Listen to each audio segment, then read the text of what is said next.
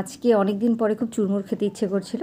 তো আমাদের এখানে 1 প্লেট চুরমুর 20 টাকা। তো দোকানে গিয়েছিলাম, কিন্তু দোকানে প্রচণ্ড ভিড় থাকে আর হাতে নিয়ে আমি খেতে খুব একটা কমফোর্টেবল নই। তাই আমি বললাম, তুমি আমাকে 20 টাকার ফুচকা 20 টাকা চুরমুর পার্সেল করে দাও। আর আমি দেখেছি, ছোটোবেলা থেকেই দেখে আসছি ওই দোকানে বা যে কোনো জায়গাতে এক্সট্রা কিছু চাইলে ওনারা দিতে চায় না, সেই টক জল হোক, ফুচকা হোক, ফাও হোক। তো আমি বললাম যে চুরমুর তো খাবো, তুমি আমাকে 10 টাকার ফুচকা দিয়ে দিও। এতে আমার মাথায় যে বুদ্ধিটা ছিল সেটা হলো, চুরমুরের উপরে যে ফুচকাগুলো দেয় সেগুলো বাড়ি আস্তে আস্তে নেতিয়ে যাবে, বা ওরা এতটাই কম দেয়, আমার আরও বেশি চাই, তাই 10 টাকায় 4টে ফুচকা দেয়, এনাফ। আর একটু টক জল মিশিয়ে মিশিয়ে খাবো। তো উনি হঠাৎ করে বলল যে 10 টাকার কিছু নেই। তো আমি বললাম ঠিক আছে, তাহলে 20 টাকারই দিয়ে দাও।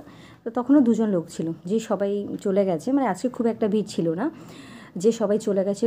বললো ফুচকাও খেতে পারতে, এখন 20 টাকার কমে কী বিক্রি হয়। এবার দেখো, আমিও জানি 20 টাকার কমে বিক্রি হয় না, কিন্তু আমিও আমার একটা বাজেট নিয়ে চলি। বাজেটের চাইতেও বড় কথা যে এই জিনিসটা খেলে হয়তো আমার শরীর খারাপ হতে পারে, সেটা মাথায় নিয়ে চলি। এবার সবার সামনে যদি তুমি এভাবে বলো, তখন ব্যাপারটা খুব ইনসাল্টিং লাগে। এইবার ধরো ওই এরিয়াতে আমিও টিচার, বেশ কিছুদিন আগেও, মানে আমার বেবি হওয়ার আগে পর্যন্ত আমি ওখানে পড়িয়েছি। তখন কিন্তু এই মানুষগুলোই এসে বলতো 500 টাকা করছো, 300 টাকা করা যায় না। আচ্ছা, তোমরা কি শুধু টিচারদের সাথেই দর কষাকষি করতে পারো, মানে আর কারোর সাথে পারো না? তোমাদের থেকে কিছু চাইলে বলো, এটা 20 টাকার ছাড়া হয়? হয়তো হয় না, কিন্তু বারাসাতে আমি কালী পুজোতেই গিয়ে দেখলাম যে প্রচুর প্যান্ডেল বসেছে। 10 টাকায় 8টা ফুচকা, 9টা ফুচকা, যেভাবেই হোক মানুষ অ্যাটলিস্ট কিছু একটা, বা ভালো করে বলো যে ঠিক আছে এভাবে হয়, আমাদের এখান থেকে এবার থেকে 20 টাকাই নিও, 4টেতে কী হবে।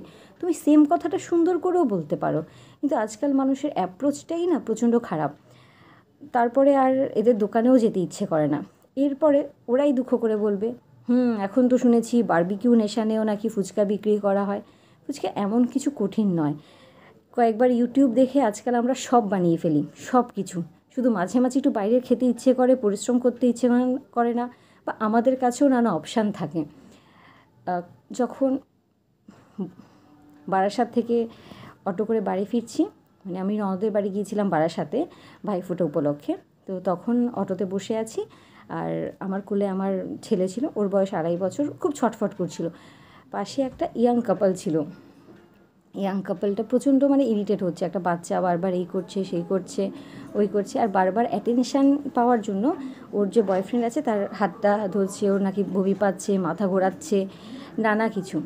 এইবার দেখো, ওর যদি কোনো বাচ্চার প্রতি সিম্প্যাথি না থাকে, বা একটা জায়গায় বসে আছে, আমার বাচ্চা এমন কিছু ডিস্টার্ব করছিল না, কারণ আমি ওকে শক্ত করে চেপে ধরেই বসেছি, জার্নিটা কমফোর্টেবল মোটামুটি হওয়ার জন্যই বাস না চুজ করে অটোতে এসেছি। তো সবসময় যদি তুমি ইরিটেট হও, এবার তোমরা আবার অন্যের কাছে সহানুভূতি চাও যে দেখো ওরা আমাদের সাথে কেমন করে, কাপলদের দেখলেই লোকে তেড়ে আসে, এই করে আসে, সেই করে আসে।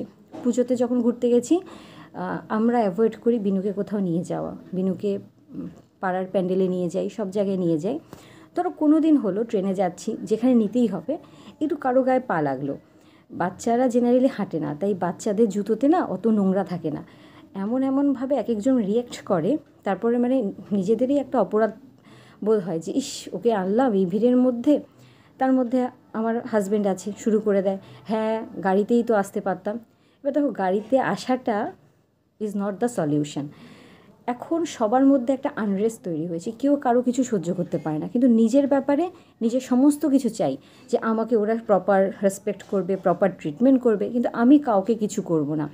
এই যে কিছুদিন আগে একটা বাচ্চা, আমরা খবরে জানতে পেরেছি, একটা বাচ্চাকে দাদু মেরে ফেলেছে। সে দাদু না ঠাকুরদা, অত আমি ডিটেলসে খবরটা শুনিও নি। আমার মনে হয় নেগেটিভ খবর যত কম শোনা যায় তত ভালো, যত কম স্প্রেড হয় তত ভালো, কারণ এতে মানুষের মধ্যে নেগেটিভিটিগুলো বাড়ে। তো তখন দেখবে দাদু দিদাও নাতি নাতনিকে সহ্য করতে পারছে না, হ্যাঁ ও খুব দুষ্টু, ও খুব এই, ও খুব সেই, মানে সমস্ত বার্ডেনগুলো মা বাবার কাছে এসে পড়ে, সমস্ত কিছু। তাহলে একটা ফুচকাওয়ালার কাছে গিয়ে তোমার একটা অফেন্সিভ কমেন্ট শোনা, যে কোনো জায়গায় গিয়ে একটা কথা শোনা, বাচ্চাকে নিয়ে যাচ্ছ, বা দাদু দিদাও দেখতে পাচ্ছে না। তাহলে আমরা যখন অপোজিট পার্ট থেকে তোমাদের